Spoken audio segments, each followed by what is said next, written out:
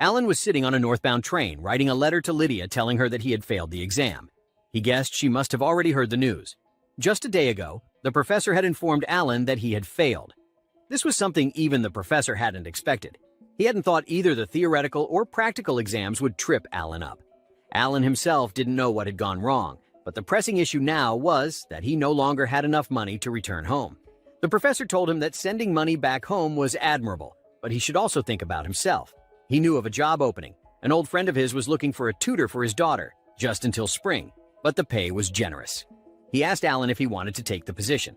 Before Alan could say what he'd decided, the professor immediately called his friend and said he'd found the perfect tutor for his daughter, leaving Alan no chance to refuse. The professor explained that Alan's student would be the daughter of Duke Howard, one of the 4 Grand Dukes. Her name was Tina, and she wished to enroll at the Royal Academy this spring. Alan realized that becoming the tutor for a duke's daughter was a huge challenge. The professor had even bought him the train ticket, making it clear he had never intended to give Alan an option to decline. Alan sat on the train, thinking about the fact that the duke's daughter couldn't use magic. This would be a big challenge for him. He stepped off the train and was greeted by Duke Howard's head butler, named Graham. Graham also introduced Ellie, a maid in training. They would now travel together to the duke's estate, but the carriage only had 2 seats, so Graham told Ellie to sit on Alan's lap, making her blush. Alan thought the 3 of them could just squeeze into 1 seat, but Ellie said she didn't mind. In the carriage, Alan kept noticing Ellie's hair ribbon. Graham commented that with snow falling this heavily, most people would just stay indoors until spring. Alan thought Ellie must be freezing dressed like that. He draped his scarf around her shoulders. He asked Graham if he minded him warming up the carriage a bit with magic. Graham, of course, agreed, and Alan immediately cast a spell to heat the inside of the carriage. Ellie was amazed at how easily Alan cast the spell. Alan explained that it wasn't a difficult spell once you were used to it. They arrived at Duke Howard's estate. Alan lifted Ellie out of the carriage and called her Your Highness. He had figured out her true identity as the Duke's daughter because the maid outfit and the ribbon didn't fit her properly. He guessed she must have hastily borrowed them from someone else. Moreover, the pure white ribbon in her hair was embroidered with gold thread. He'd only ever seen a few similar items even in the royal capital. Tina blushed and fled to her room. Graham sincerely apologized to Alan for this incident. Graham then gave Alan a tour of the Duke's mansion. The house was built to withstand harsh winter weather. At that moment, the real maid, Ellie, appeared. She seemed quite clumsy. Graham told her to carry Alan's luggage to his room and reminded her not to run indoors. Alan smiled and was glad she hadn't hurt herself. He thought her hairband looked cute and patted her head, making Ellie blush. Butler Graham saw that Alan was exactly as the professor had said, very gifted at dealing with young ladies. Alan protested that saying it that way was misleading. He just had some experience working with younger people. Afterward, Graham took Alan to meet Duke Howard. Alan thanked him for agreeing to hire him. The Duke told Alan to just call him Walter. He said he'd consulted the professor about Tina's situation, and the professor had said Alan was the only one suitable for the job. Alan promised to do his best and help Tina pass the Royal Academy entrance exam. Hearing this, Walter said the professor must have misunderstood. He explained that while he did want Alan to tutor Tina, his real task was to make Tina give up on enrolling at the Royal Academy. He explained further. Walter said Alan must know about the 4 Grand Dukes. Families granted vast lands in the 4 cardinal directions for their great service in founding the kingdom. To this day, each duke still governs their region. Their close ties with the royal family allow nobles like them to bear the honorific Highness instead of Grace. The Howard family had ruled the North on behalf of the royal family for generations and took pride in their combat prowess. But that had ended with Walter. His wife had died when Tina was little, leaving him with just his 2 daughters. His eldest, Stella, had enrolled at the Royal Academy, but he couldn't say she was talented in magic. He doubted she could ever master the family's ultimate magic. His youngest, Tina, had no ability to use magic at all. She had mana, but couldn't cast even the simplest spell. Many famous magicians had examined her, but none had an explanation. Alan had never heard of a case like that. Walter said Tina was very responsible. She believed it was her duty as heir to study swordsmanship and magic at the Royal Academy, even though there were other paths. Walter took Alan to the garden where Tina grew plants.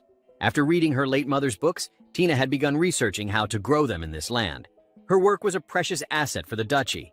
Walter wanted her to stay here and continue that work. Alan said he could understand Walter's feelings, but personally thought Tina should choose her own path. He asked Walter, if she could pass the Royal Academy's magic standards and still wish to enroll, would he agree? Walter said that if she could really do that, he wouldn't object anymore. Alan thought, A girl with mana but unable to cast spells? This would be a tough problem, but one worth solving. Walter then held a small welcome party for Alan. He believed this place was livelier than the royal capital where Alan had lived, because here, people were used to eating together. Tina entered, and Walter officially introduced Alan as her new tutor. Tina and Alan then formally introduced themselves to each other again. Walter asked Alan for one more favor. Ellie was Graham's granddaughter and his only heir. Their Walker family had long served the Howards loyally. Walter wanted Alan to tutor Ellie as well, and Graham had agreed.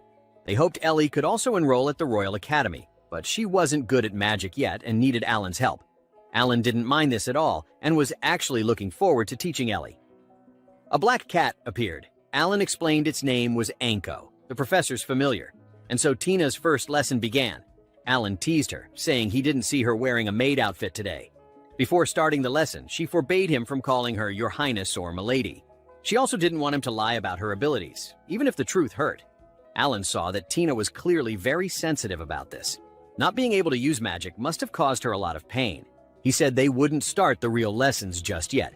He wanted her to take a written test first. He guessed she knew the entrance exam had 3 parts: written test, interview, and magic practical. So they should spend most of their time on magic practice. But first, he wanted to see how prepared she was for the written part. He gave her some questions and asked her to do her best today. That night, after reading her answers, he had no doubt. Tina's intelligence rivaled Lydia's. Alan called Lydia the chain around his neck. She was the eldest daughter of Duke Leinster, who ruled the South. Famous as the Lady of the Sword, she was also a top student. She had graduated at the top of her class at both the Royal Academy and the university. Her mana was also exceptional, and she had mastered the Great Firebird spell. At least, academically, Tina was on par with her. The next morning, Alan returned the test to Tina. He said she had what it took to pass the Academy's written exam. In fact, she could even get the top score. Her answers were outstanding. From now on, Alan would cut back time spent on writing and focus on magic practice. He told Tina to cheer up. You never know what you're capable of until you try. Tina said she had tried so many times, but always failed. She'd had many tutors before him, and she'd always disappointed them. Alan understood what it felt like to disappoint others. He'd just experienced that himself not long ago. Tina was surprised that the professor had praised Alan so highly, calling him the brain of the Lady of the Sword. Alan explained that people only talked about him because he was the only one who could put up with Lydia's temper. His mana was lower than average. He figured they'd only let him into the university because they trusted he could handle Lydia. So he understood how harsh the Royal Academy could be. The classes were tough and strict, and half the students couldn't graduate on time. Before starting the lesson, he asked Tina one thing. Did she truly want to attend the Royal Academy? Not because she felt it was her duty? Tina replied that she wanted to go to the Royal Academy, not because of duty. She loved plants, but when she was little, her mother used to read her illustrated storybooks. She had always admired the grand spells the legendary characters used. She wanted to one day master those spells herself. Alan thought, those must be the great spells, but no one could cast them anymore. However, he said that if Tina kept trying, she might find a way. Ellie entered, bringing the candles Alan had asked for. She tripped again, but luckily Alan caught her, and the candles were saved. Tina, seeing how close they were, asked them to separate. Now the lesson began. Alan asked Tina to tell him the basic elements of magic. The elements were fire, water, wind, earth, lightning, light, and darkness. Each person was born with an affinity for one of these 7 elements, and their magic use depended on that. The Howard family had an affinity for water and wind, which could be combined to cast ice spells. Alan said that was only half true. So, what did affinity really mean? Yesterday, he had used a spell to adjust the temperature inside the carriage. That spell combined 3 elements: fire, water, and wind.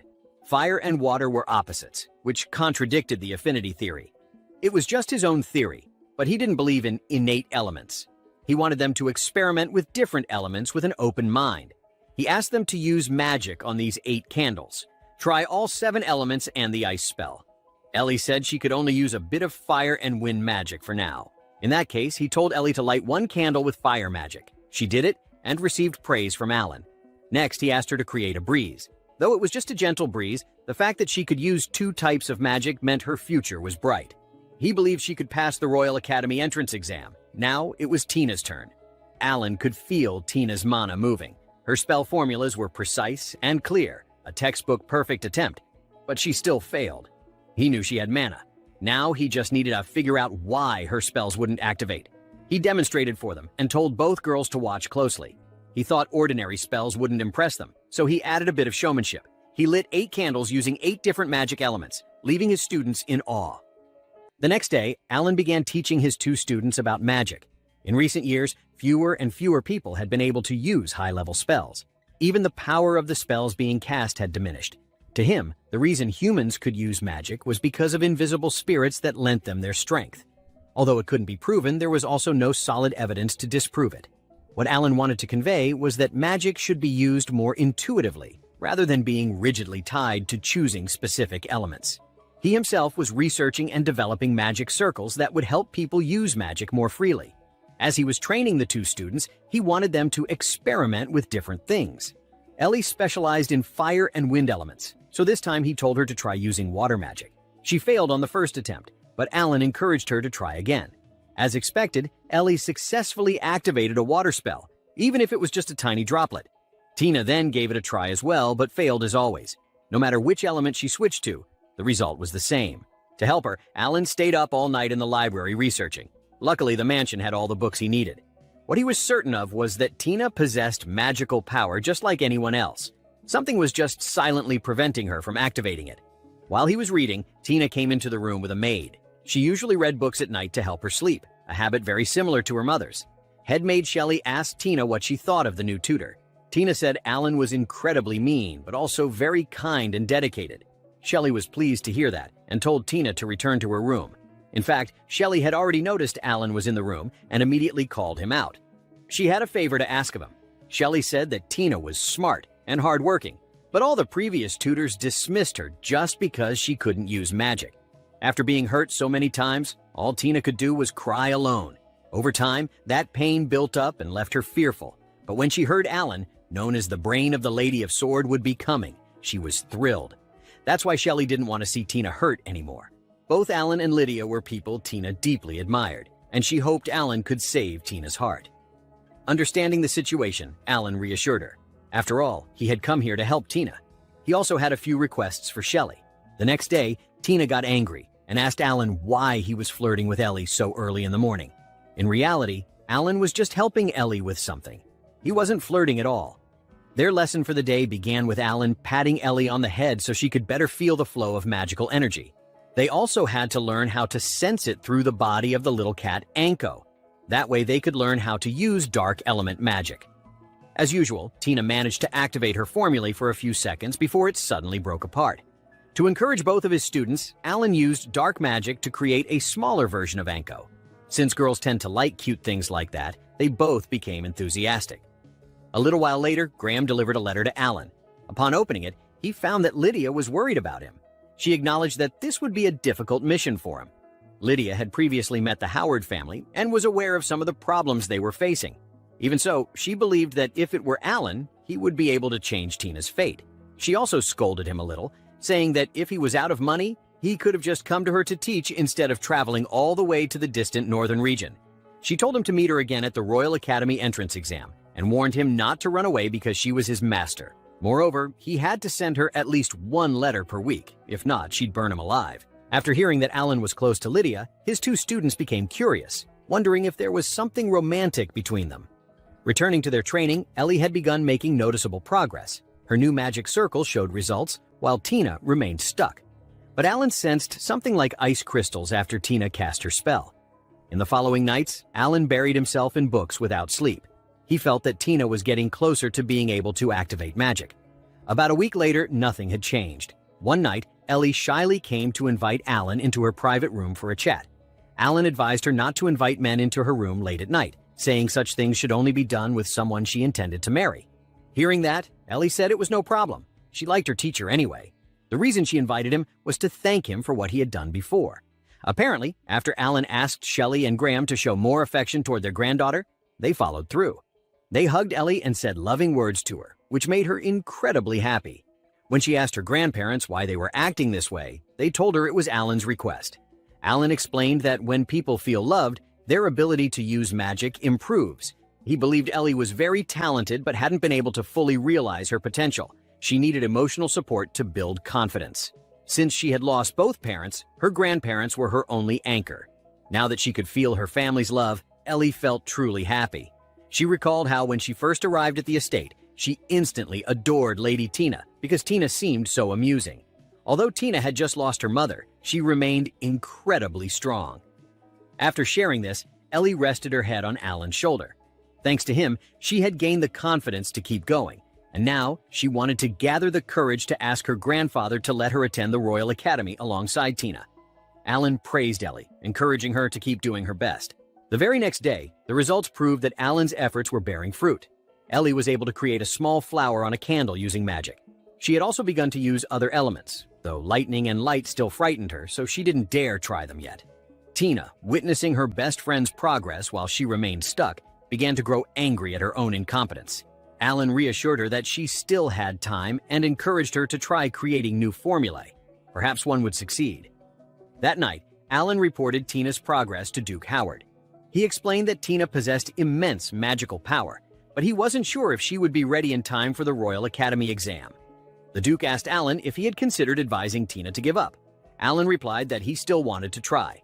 Even without using magic, Tina's talents could still help her pass the entrance exam. However, Duke Howard didn't like that idea. He explained that the noble society was complicated, and surely Alan knew that. A daughter of House Howard who couldn't use magic would become the laughingstock of high society. He didn't want his daughter to be hurt anymore. Therefore, he asked Alan to consider switching to a plan where Tina would be persuaded to give up. The Duke even bowed his head, which made Alan feel uncomfortable. There wasn't much time left before the exam. Tina knew that and kept trying. Alan came to her and said he would help her train more. No matter how many times he observed it, he still couldn't explain why her formulae disappeared before they even took shape, as if her internal magic power was rejecting the process. That night, Alan stayed up again, working on new formulae, and finally fell asleep after many sleepless nights. Worried he might negatively affect the two girls, he rushed to the classroom to continue helping Tina.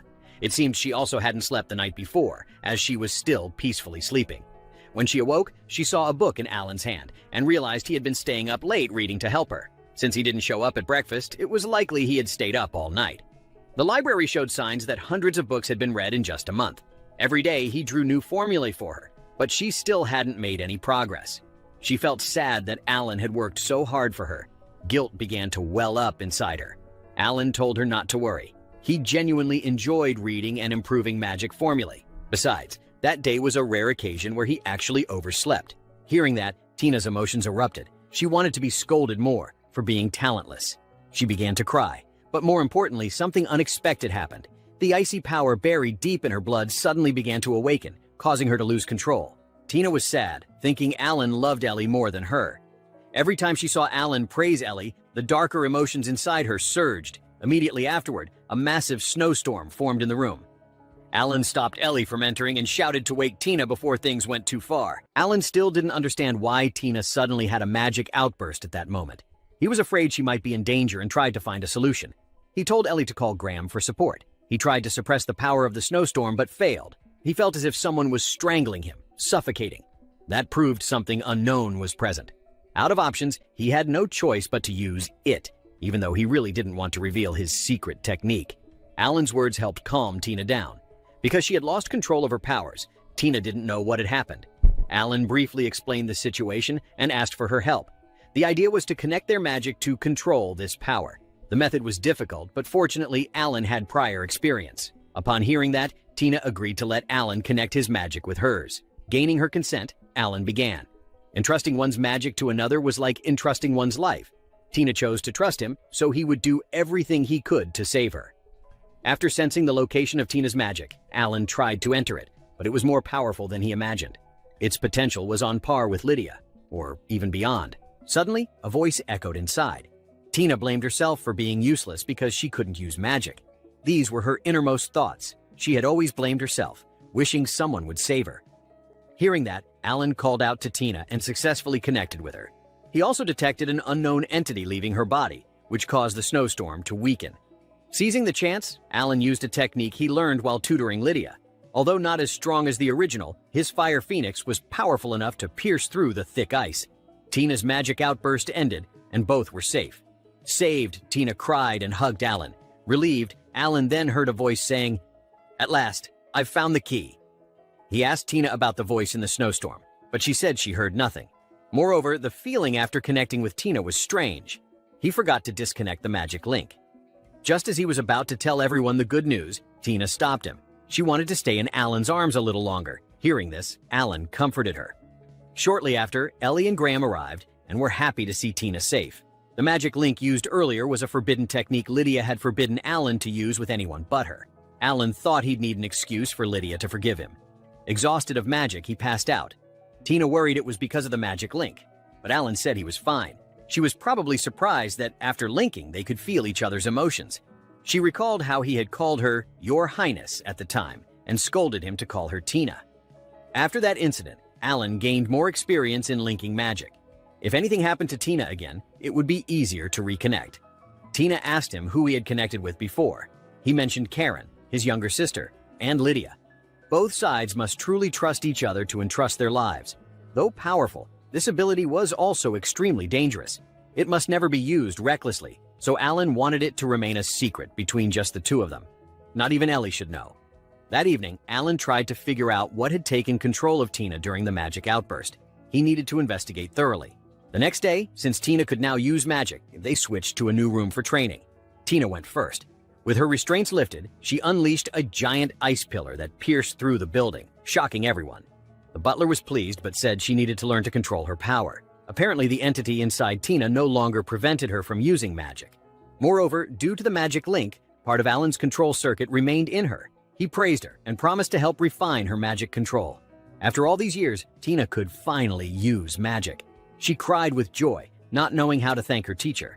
Ellie also came to celebrate with her. Alan said if they both worked hard, they could attend the Royal Academy together. He wanted to tell Tina's father, but Graham informed him that Sir Walter had been away for some time.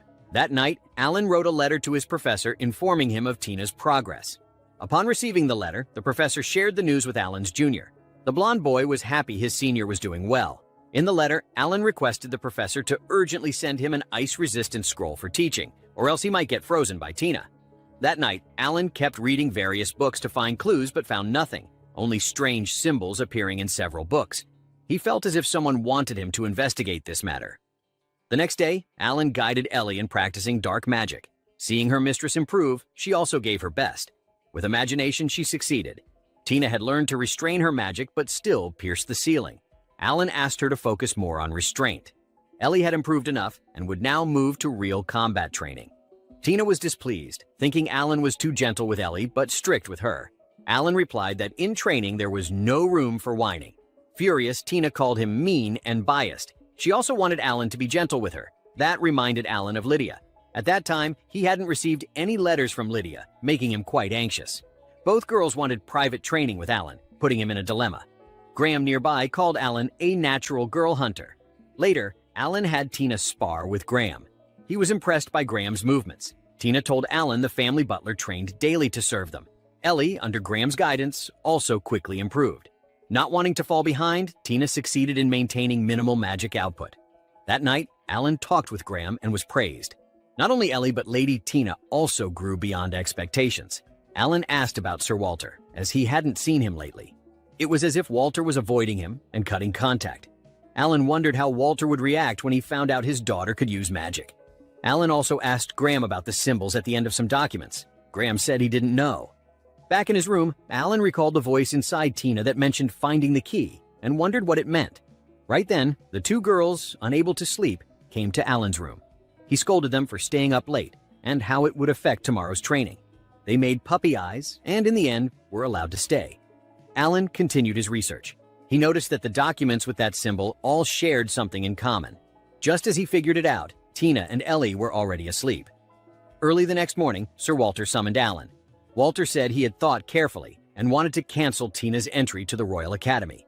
Alan wanted to know why, as Tina was clearly improving and talented enough to rank among the top at the Academy. Walter dodged the question, expressing gratitude for Alan's help, and admitted he hadn't expected Tina to be able to use magic. Still, he refused to let his daughter attend, fearing she would endanger those around her. Alan argued Tina had already gained control. Walter insisted it wasn't Alan's business and offered to pay him generously. Alan disagreed, saying this wasn't just his concern, but also Lady Rose's, Tina's mother. Surely she had wanted her daughter to grow stronger. Walter didn't believe that, saying he couldn't possibly know his wife's thoughts. Alan said he had read all the documents here. All magic-related information had the same seal, proving Lady Rose had tried to awaken Tina's power but, unable to do so, had entrusted the task to someone else. Alan said Lady Tina had shed much blood and tears just to use magic. Would Walter now crush her dream of entering the academy? Alan begged Walter to reconsider and succeeded. However, Walter set one condition.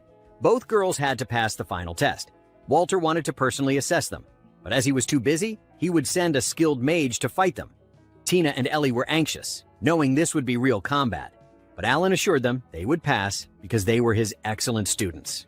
Hearing this, both girls were overjoyed and whispered that they loved their teacher very much. A few days later, Alan had the two girls engage in real combat with him to improve their skills. This was absolutely necessary. Ellie, having been trained by her grandparents since she was little, was excellent in close combat.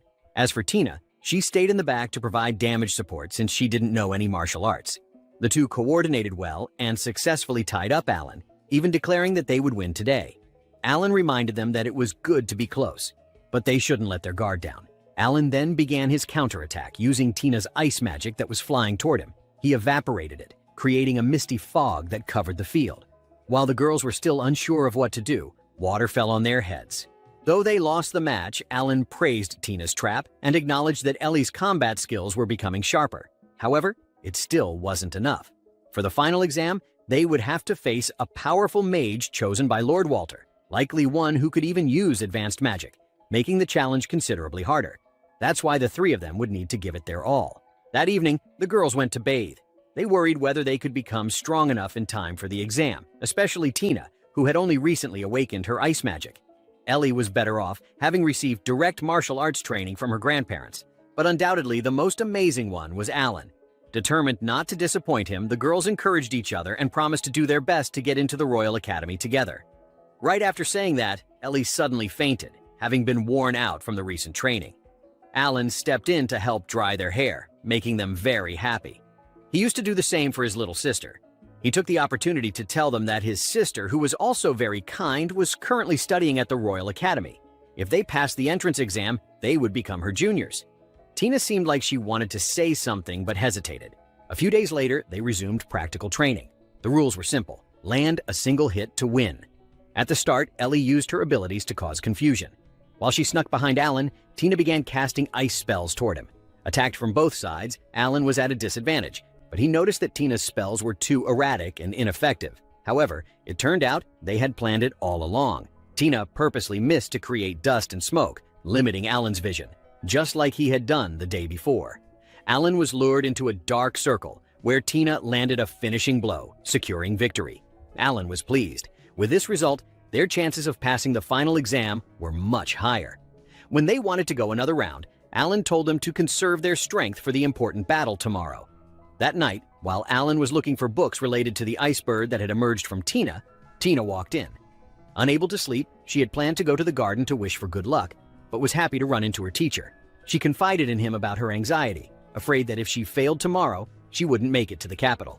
Alan reassured her with confidence. Besides that, Tina shared something more personal. Her mother used to read her picture books, which sparked her admiration for the legendary grand magic used by heroes.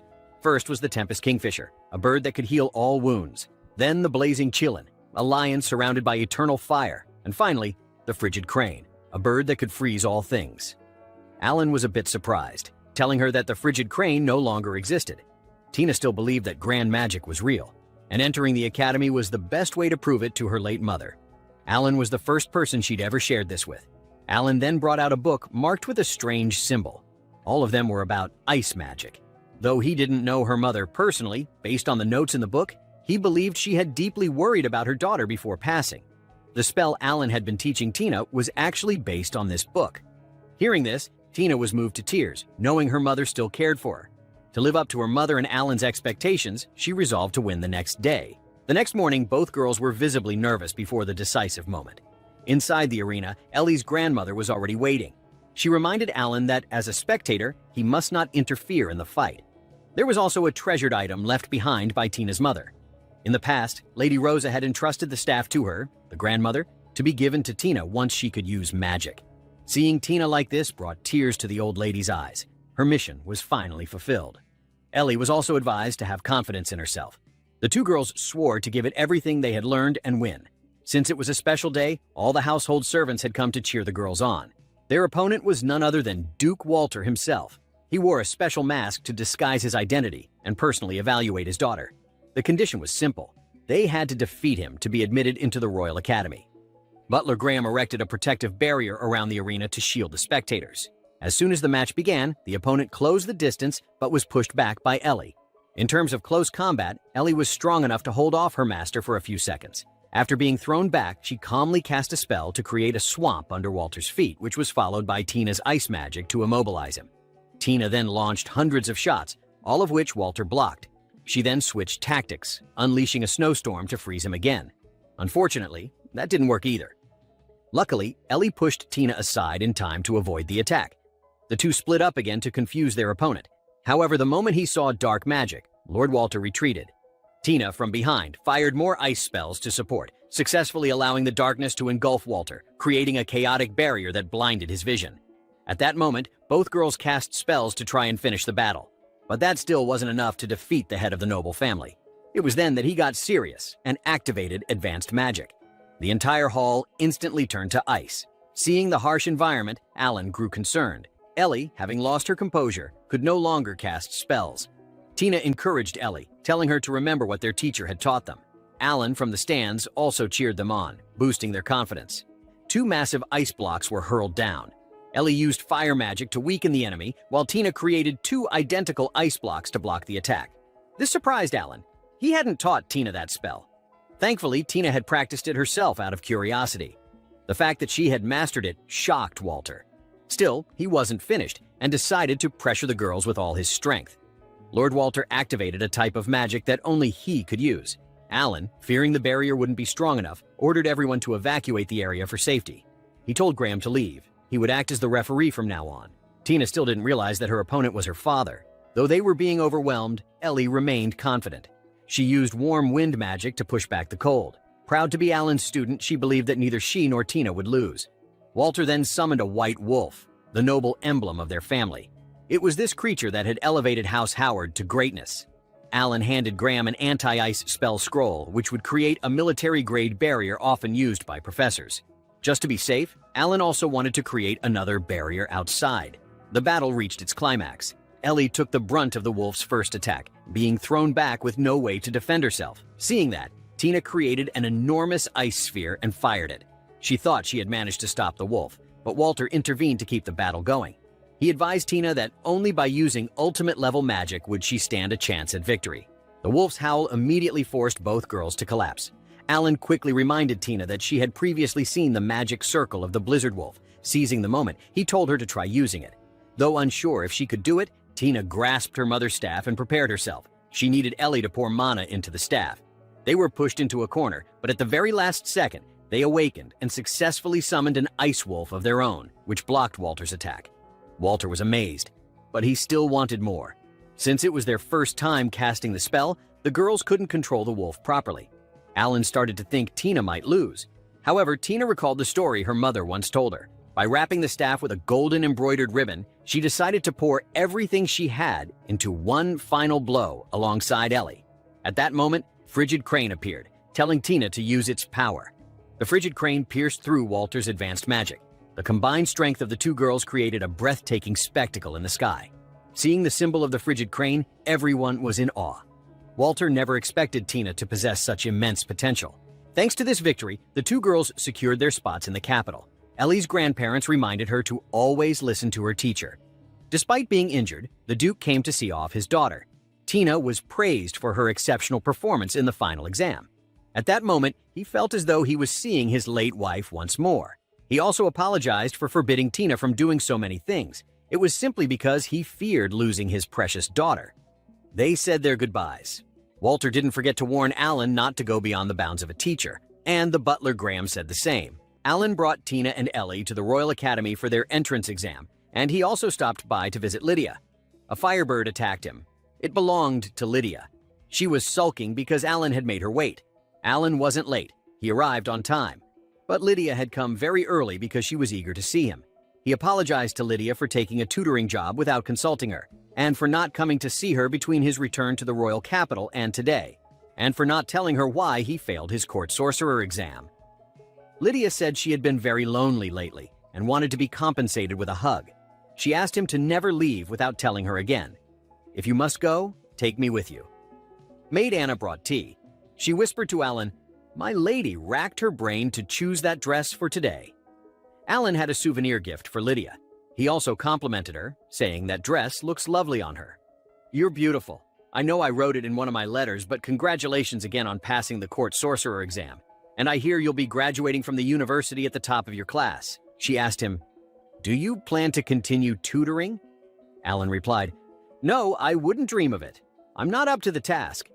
She continued asking what he thought about Tina. How did she become able to work magic so suddenly? Alan dodged the question because Lydia would definitely be angry if she knew he used his monolink with Tina. He guessed, they must have started on the written exam by now. Tina will place first this year, and Ellie will certainly place high. But Lydia was confident that her sister, whom she had personally trained, would take first place. Alan acknowledged that Lynn was an excellent student, but said, "She's met her match. Tina activated an advanced spell almost as soon as she learned to do magic. I only know one other genius of her caliber. We'll learn the results in a week." A week later, Walter also came to the Royal Academy and was surprised to learn that Tina placed first on the exam and was within reach of the all-time high score. Ellie passed with honors as well. They're both excellent students. Tina, you've done our house proud. Alan, you have my sincere gratitude. On that subject, would you be willing to stay on as a private tutor? Alan truly appreciated the offer, but he had to decline. Walter told Alan not to worry about the royal family. He held him blameless for the incident at his court sorcerer exam. Upon hearing that, Tina was surprised that Alan had taken the sorcerer exam. Walter said he heard Alan placed first on the written and the interview, but last on the practical. That explained why he failed. Tina and Ellie couldn't believe it. If he ended up in last place, no one alive could pass. Are the examiners such a gaggle of fools that they can't see that? Walter explained. The examiner who faced Alan in the practical was second Prince Gerard. He taunted Alan before the exam, including insults aimed at his family and Lydia. During the exam, Alan dismantled all of the prince's spells, then trounced him in a sword fight as well. The prince protested that Alan had shown disrespect. Unable to disregard the prince, the examiners ultimately elected not to grade Alan's performance. Even so, Alan said he had no regrets. "I'm an orphan. I don't know who my birth parents were. The parents and sister I have now are of the Wolf clan, not blood relations of mine. Even so, they raised me with care and gave me their love. And Lydia spares a thought or two for me as well. I'm not so mature that I could hear them insulted and pass it off with a smile. But I don't wish to trouble the people I owe so much over this matter." Hearing that, Walter didn't pressure Alan to continue tutoring his daughter. He promised that the Howards would always be his friends and ready to help if he ever needed anything. Tina didn't like it. "She won't say goodbye to Mr. Allen. She refuses." She ran outside. Seeing her mood, the professor understood what was going on. Alan chased after her to comfort her. "You'll both be fine without me now." But Tina said, "That won't do. It just won't. Because now I know." Tina pulled Alan closer and kissed him. The professor stepped out and said, "I saw the whole thing. If Lydia were here, you'd be a dead man. Walter won't take this lying down either. Alan, you have your work cut out for you." Alan asked, "Why do you look so pleased about this?" The professor replied, "Because it will spare one of my dear students a trip home. I'm saying this for your own good. Do as Tina says and stay on as her tutor. Agree and my lips will remain sealed. As your academic advisor, I simply can't bear to see your talent wasted. Here's the contract for your rehiring. Your signature, if you please." With no other choice, Alan agreed to extend his contract and continue tutoring Tina. That evening, Ellie was happy with her cute new uniform, while Tina thought about the kiss with Alan. Tina's older sister arrived and noticed that both of them had grown up. The previous winter, she hadn't come home due to being busy with student council duties. Tina had always been very proud of her sister. She congratulated the two of them for passing the exam and was impressed that Tina placed first when she had only just learned to do magic. Tina said it was all thanks to her tutor. She had always mentioned him in her letters. Stella wanted to meet and thank him. Tina said, "He'll be at the entrance ceremony. You can meet him then." Stella could stay today. In the meantime, they had so much catching up to do. That day, Alan dressed very formally for the entrance ceremony. Lydia had threatened to incinerate him if he didn't. He lived in the working quarter, so it took courage to step out in that outfit. Ellie said he looked fabulous in it. Tina was still flustered about the kiss and couldn't interact normally with Alan. Alan congratulated them on starting the school year and said, "Those uniforms become you both wonderfully." Ellie was glad to hear that Alan would continue as their tutor, but she wondered what made him reconsider. Hearing that, Tina blushed. Now, it was nearly time. Alan told Tina not to worry. He'd be watching from the audience and wished her good luck on her speech. After Tina and Ellie went inside, Lydia's family arrived. Today, Lydia's younger sister, Lynn, also began her studies here, and Lynn's mother, Lisa, came to congratulate her. She had always thought of Alan as her own son and told him that Lydia left to be appointed a court sorceress this morning, grumbling all the while. She was sulking about how she wanted to attend the entrance ceremony too. Alan thought she really must have wanted to see Lynn's big day. But Anna didn't think that was the only reason. She brought along a camera to commit today's events to a video orb for Lady Lydia to view at her pleasure. Tina was very nervous because she was about to give a speech as the top student. It began to rain. Lynn can't stand the cold, while Tina can't stand the heat. The two didn't seem to like each other very much. Alan was surprised to see that his younger sister, Karen, was the host of today's ceremony. The Royal Academy matriculation ceremony will now commence. Karen introduced herself a bit. "I am Vice President of the Student Council. As you can see, I am of the Wolf Clan. I appreciate your understanding." The parents in the audience didn't seem pleased with the presence of beast folk at the Royal Academy. Karen asked everyone to look up. Someone's floating in the air. The gentleman who just raised a barrier against the rain was their headmaster, Lord Rod. He will address you shortly. Thank you, headmaster. We will now hear from a representative of the incoming class. Tina stepped forward, looking very tense. Tina tried to stay calm and began her speech. "I am Tina Howard, and I have the honor of addressing you all this year. To tell the truth, when I learned I would be speaking, I felt conflicted. I worried whether I had any right to address you, because as many of you no doubt already know, although I was born into the ducal house of Howard, I could not cast a single spell until my 13th year. To be frank, I had given up. I thought I had no right to dream, that I had no choice but to live out my days without extravagant hopes. Yet here I am now, I who could do no magic until 3 short months ago. I wonder if I'm dreaming, if perhaps I'll wake up in the room where I used to cry in secret. I learned magic thanks to a person I met. I'm grateful to him, so grateful that I could never thank him enough. I've always dreamed of being able to do magic, but that alone can't satisfy me now. I want to learn more spells, more and more and more, anything to reach that person, anything to repay him in some way, so that one day I can pass on the miracle I've received to someone else. I'm chasing that new dream now. I probably can't imagine how hard and steep the road ahead will be, but I can't give up. Because now I know dreams can come true. My new classmates, let us all strive together. Finally, I will catch up to you someday. I hope you're prepared. Thank you all for listening." Lisa was sure Lydia would be jealous. Next, a few words from Student Council President Stella Howard. "I am Stella Howard, President of the Student Council. Let me congratulate all our new students and their guardians on making it here. I needn't tell you that we have the highest standards of any school in the kingdom. As incoming students, you must feel proud to have qualified to learn here. But this is only the beginning. Your true journey starts this very moment. I don't mean to intimidate you, but our school is a most demanding place. Only half of you will manage to graduate in the recommended 3 years. It is a fact that challenging studies and intense training dash the hopes and dreams of many. But this is also a place that will help you grow by leaps and bounds. When I arrived here, I was closer to the bottom than the top of my class. Yes, even though I am Duke Howard's eldest daughter, but now I stand before you as president of our student council. I guarantee that if you keep moving forward, a way will open to you. Never give up and keep forging ahead. I look forward to meeting you at school with all my heart. Next, I would like to ask the headmaster to speak a few words. The headmaster is infamous for his long speeches. Be careful, lest you fall under his sleeping spell." At that moment, Anna received a message from the palace. Lydia was causing a stir in the Knights' arena, demanding justice for Alan. Her brother Richard told her to stop, but she kept her sword pointed at Prince Gerard, wanting him to pay for insulting Alan. Alan arrived and told Lydia to stop. He didn't want her to ruin such a special day. The king appeared, asking them to explain the commotion, reminding them, "Today, we appoint new court sorcerers. It is a cause for celebration. Lydia Leinster, state your reasons for this conflict." Lydia replied, "With all due respect, this isn't the place. I believe your majesty is well aware." Prince Gerard told the king, "It all began when my kind-hearted friends offered her a word of advice. You can't play the fool forever. Choose your associates with care." But instead of gratitude, she flew into a violent rage. Utterly scandalous conduct. Richard asked Gerard, Have you ever considered how your actions tarnish the royal guard's reputation?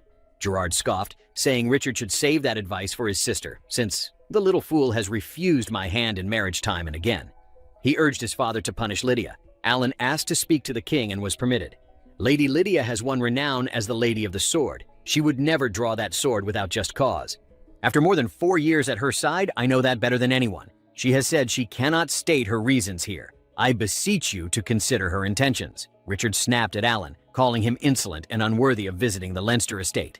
You're a failure, unfit to join the court sorcerers. Your family is of the Wolf clan, aren't they?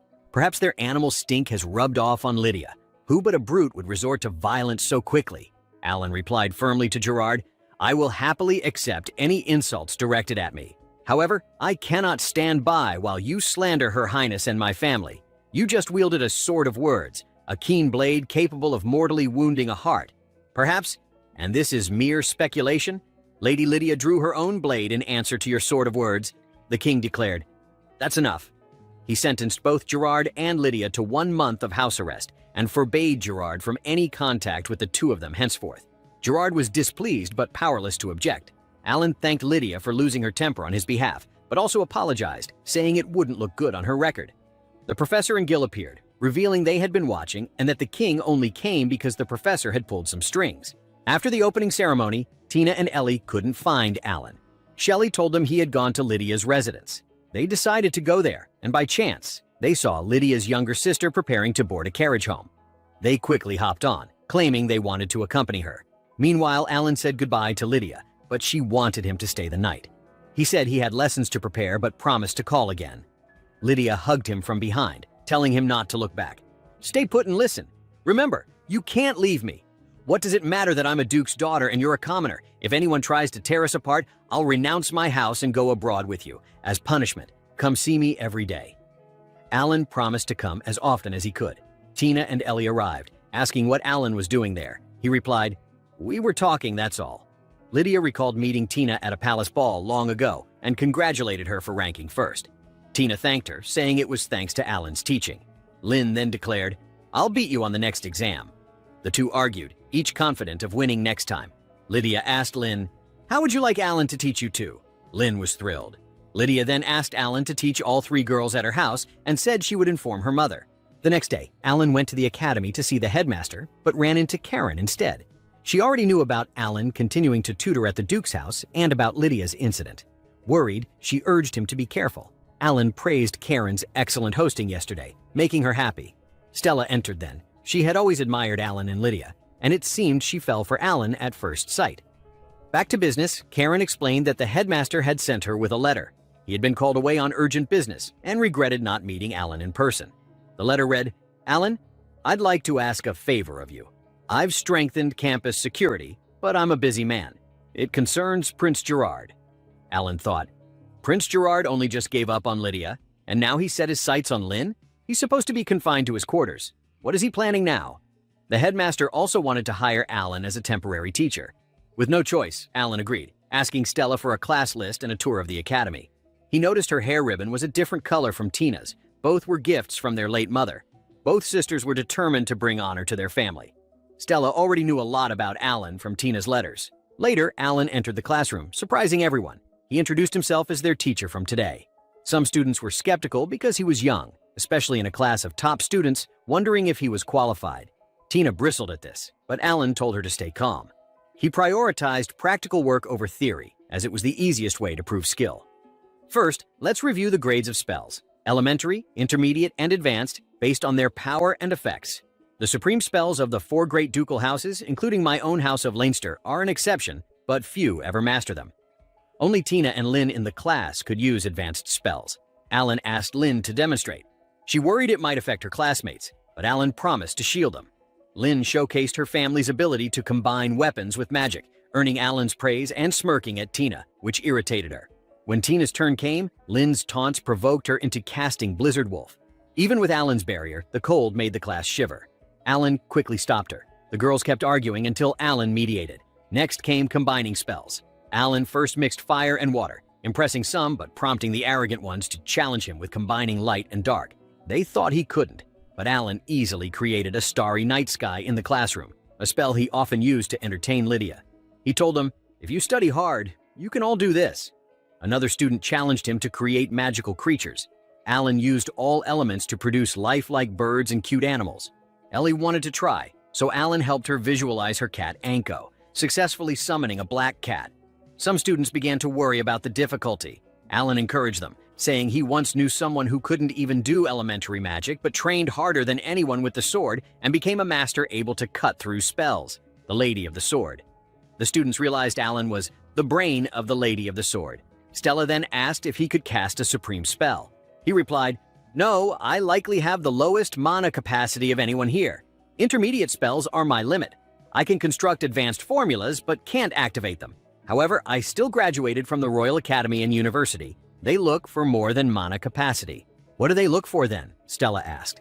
"In my opinion, perseverance, continuing without laziness, conceit, or caring about others' opinions. Stop telling yourselves you could never and keep challenging yourselves. That concludes our lesson." The students began to admire Alan and wanted to hear stories about Lydia. After the academy lesson, Alan went to tutor the 3 girls under Lydia's supervision. The atmosphere was tense, and Lydia threatened him immediately if he so much as touched them by accident. After class, Tina and Ellie had sweets together. Alan and Lynn arrived, and Tina asked why Lynn was with him. Lynn deliberately provoked Tina by saying, "We're on a date. What other reason could there be?" Alan explained, "I only stopped by for lunch. I'm glad to see you're such good friends, but try to keep your voices down in the cafe." Both girls loudly protested. "We are not friends." Alan suggested going to a hot spring to get to know each other better.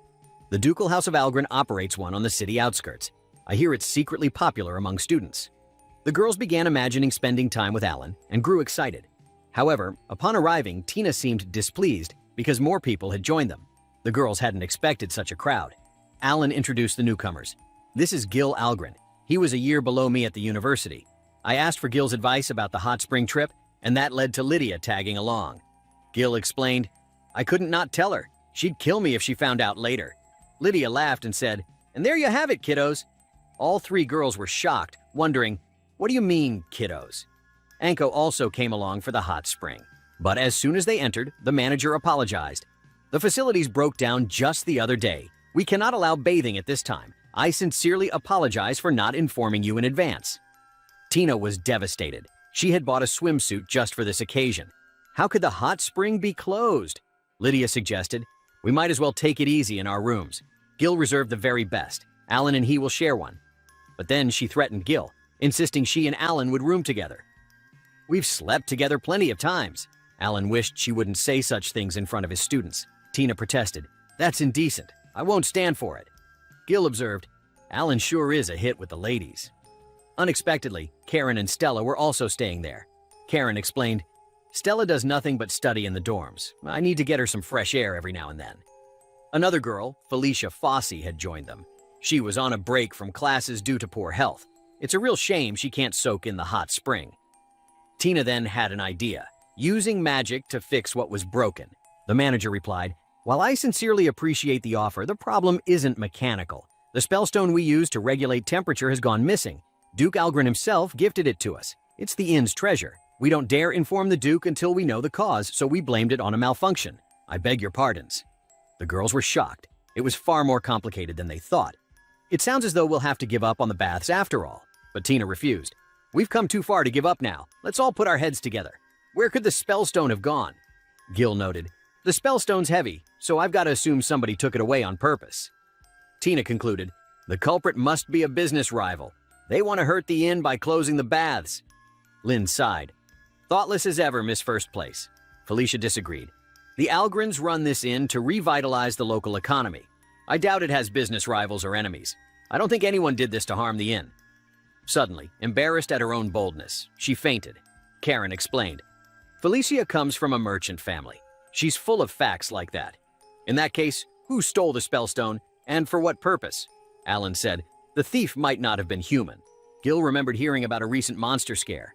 A guest said he heard a terrible cry and the beating of great wings. They searched for danger but found nothing. Still, feathers were floating in the spring, and we were told to be cautious. Lydia speculated, a winged monster could carry off a spellstone. But why? Uncertain, Alan decided, "We'll take another look around." The spellstone should radiate mana, so we may be able to track it. Alan and Lydia would investigate while the girls stayed behind. Seeing Tina's worry, Karen reassured her. No monster will be a match for Alan and Lydia. They'll contact us with wind magic if anything happens. Tina understood why they had to wait, but felt frustrated at doing nothing. Ellie asked Karen, "Have Mr. Allen and Lady Lydia always been on such good terms?" Karen replied, "I hear they've been together since their Royal Academy entrance exams. Lydia cut through the headmaster's advanced spells during the test." Ellie admired, "Lady Lydia is as impressive as I'd heard." But Lynn added, "She wasn't always a prodigy. My sister worked 100 or even 1,000 times harder than others. At one time, she could only perform elementary magic. Meeting Alan changed everything. To her, he's hope. He's everything. They're inseparable." Meanwhile, Alan sensed traces of mana. Seeing Lydia's expression, he asked, "What's upsetting you?" Lydia pinned him against a tree and demanded, "Answer me this. Have you linked mana with anyone else? If you've bonded deeper than with me, I'll slash you, burn you, and slice up what's left." Alan assured her, "It's nothing like that." Lydia then asked why Tina hadn't been able to use magic before. Alan explained, "Something inside her prevented her spells from activating. I couldn't find the answer, so I asked the professor and headmaster for help." They soon neared the monster's lair. Alan sent a wind signal to Karen, instructing her to bring the girls. He suspected the spellstone was inside. Entering, they found it along with 3 chicks, griffin chicks. Their parents must have taken the stone to keep them warm. Wild griffins can be vicious and strong enough to wipe out a town. Stella urged, "We'd better retrieve the stone before the parents return." Ellie hesitated. "They look so warm and happy. It's a shame to take it, but we can't use the baths without it." Alan saw this as a perfect extracurricular lesson. "How can we get the stone without frightening the chicks?" Tina suggested, freezing the area to make them move. Lynn criticized, "Thoughtless. The colder it gets, the more they'll cling to warmth."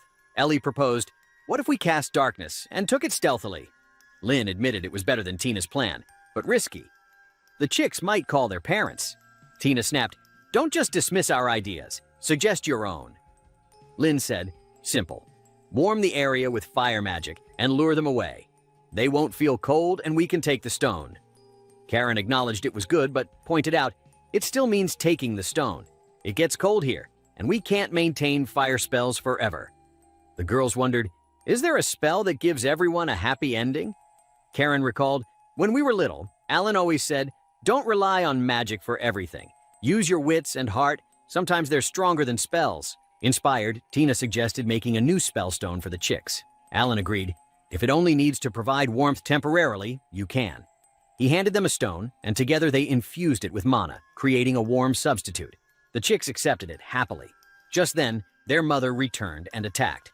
Lydia slashed apart its wind strike, while Alan and Enko used light magic to calm it. Alan reassured, "It's all right. We mean no harm." Lynn worried, "Our spellstone may lose warmth soon." But Alan said not to worry. "Gil will bring a new one from the professor's stock. I suspected griffins, so I made arrangements ahead of time." Now they could enjoy the baths without worries. But once in the bath, Lynn and Tina were shocked by the others' well-developed figures. Lydia declared, "Alan's job is washing my back. Go play somewhere else, kiddo." Tina shouted angrily, "I may not match you now, but one day I'll hold my own against you."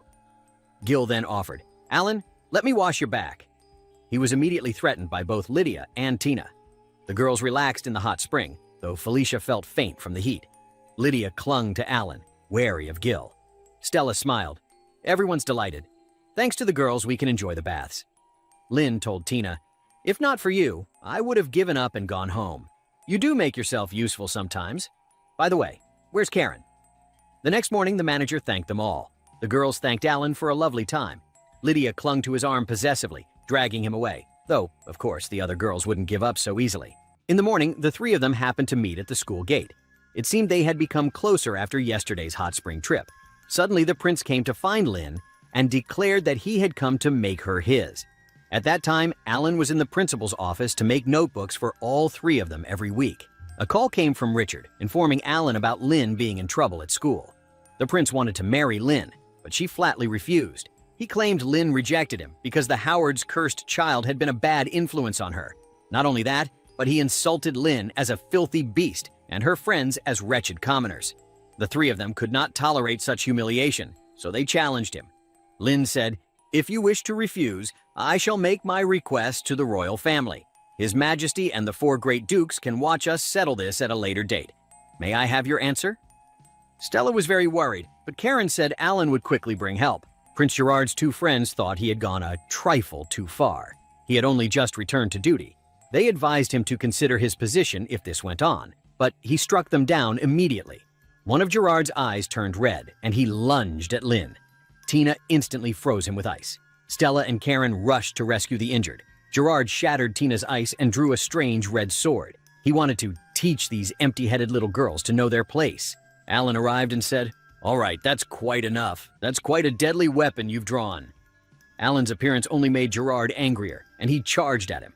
Alan immediately shot 6 divine spells, but the sword protected Gerard. In that case, Alan tried to bind him with earth magic and told the girls to escape. Gerard slashed through Alan's earthen wall to break free. The girls refused to leave and stayed to support Alan. Together, they blasted Gerard with spells to push him back. Taking the chance, Alan summoned lightning. The 3 girls cast supreme magic simultaneously, shocking Stella. Yet Gerard still stood, increasingly possessed by the sword's power. His strength and speed grew.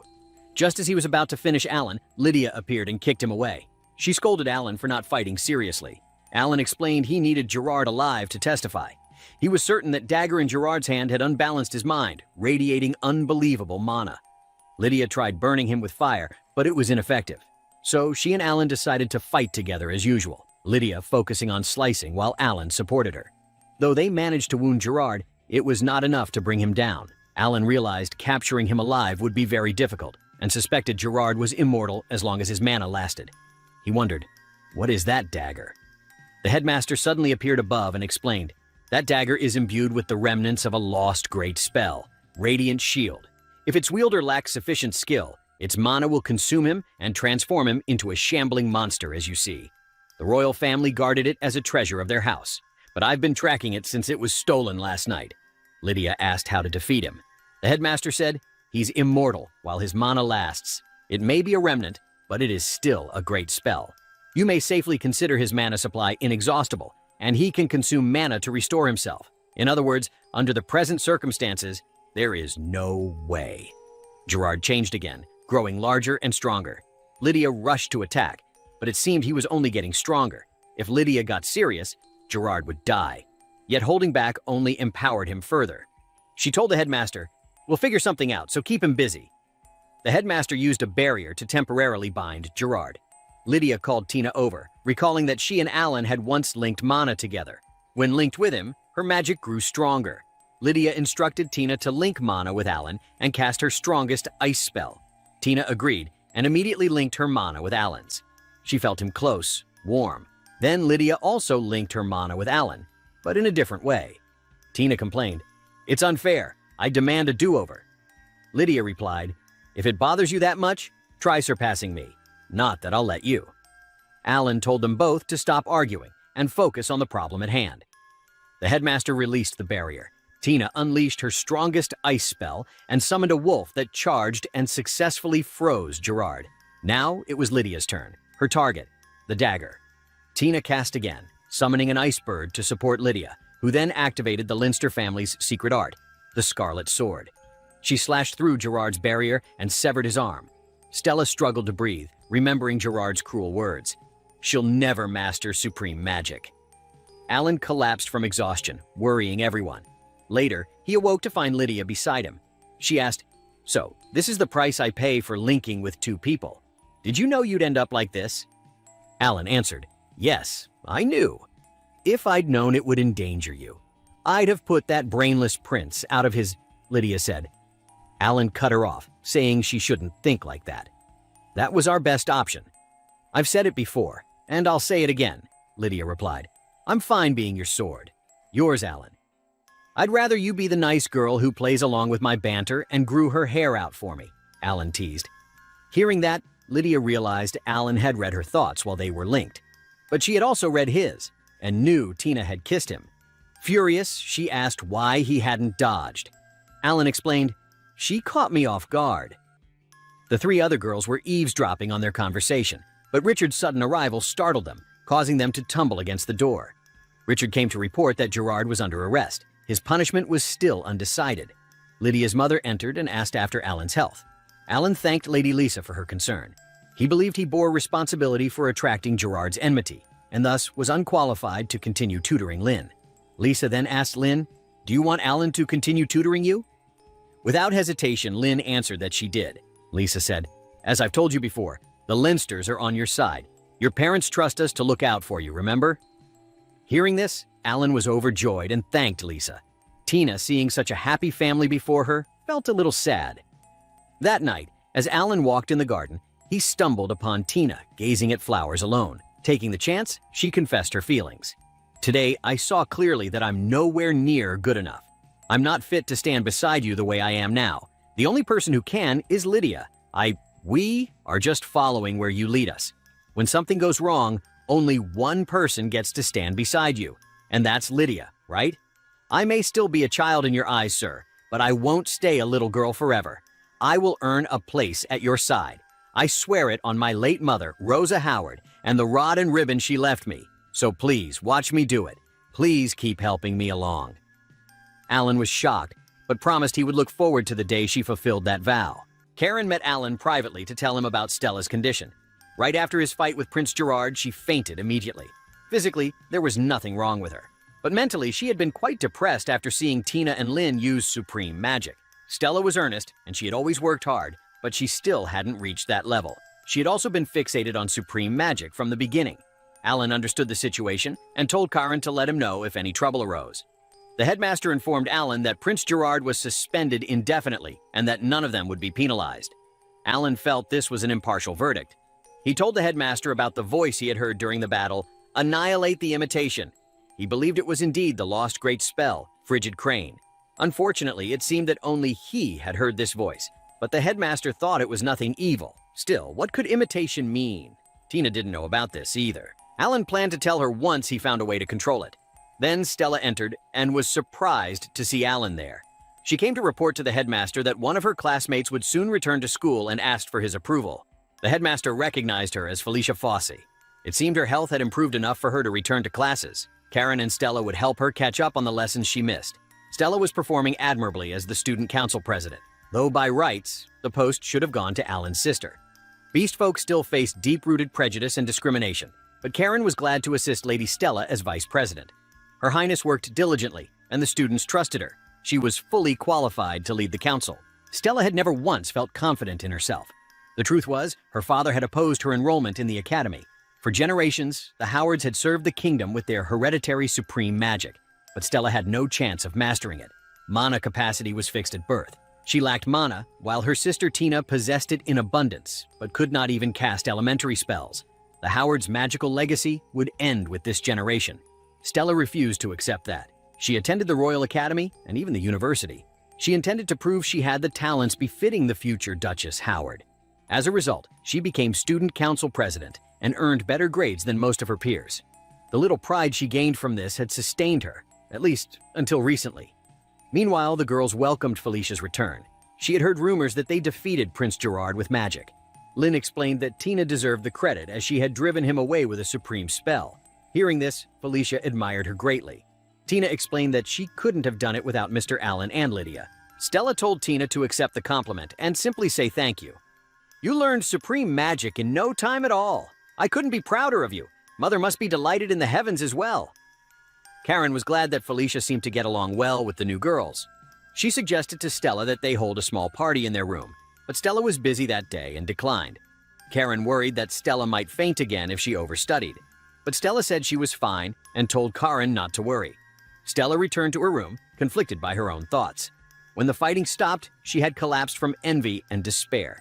Tina couldn't even cast elementary spells, and yet there she was, wielding supreme magic like a master.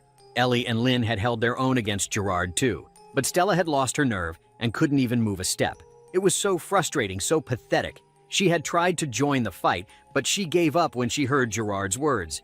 "I've heard all about you and how you'll never master supreme magic." At first, it was Karen. When Stella met her at the academy, her talent had made Stella feel jealous and hopeless. She still thought she only became president because Karen had stepped aside for her. She collapsed under the weight of these negative thoughts. Meanwhile, Gil greatly admired Alan because he was still tutoring while also teaching at the Royal Academy, and keeping Lydia happy, obviously. On top of that, he was even helping the Howards and Leinsters with a business venture. Alan said he was simply helping when he had free time. He had to go teach now and told Gil not to slack off at the university. Gil advised Alan to rest a little, but Alan didn't feel tired. He found it exciting to watch his students grow. Gil warned him, "People are talking about you at home and abroad after that mess. Some of the conservatives are against you. They say you'll bring disaster. Watch your back." Alan thanked him for the warning and promised to be careful. When Karen woke up, she found Stella had been studying all night without sleep. Stella believed that if she studied harder and tried more, she could become strong like Tina. Karen invited Felicia and Stella to visit the cafe with the sky blue roof, but Stella refused right away, saying she was too busy studying. Felicia noticed Stella had been acting strangely lately. She was the type to bottle things up. Maybe it was better to leave her alone for now. Tina was thrilled because Alan had called her in a special way. Alan told her it was a very important, serious matter. "Tina, you have something connected to great magic inside you. I've heard its voice 3 times now and seen it, though indistinctly. For some reason, it seems inaudible and invisible to everyone else. I believe it is one of the lost great spells, Frigid Crane." Tina was shocked, as she thought that spell only existed in comics. Alan realized it was hard to believe, but the headmaster shared his view. Fortunately, the frigid crane within her had no intent to harm. The first step was to master controlling the mana.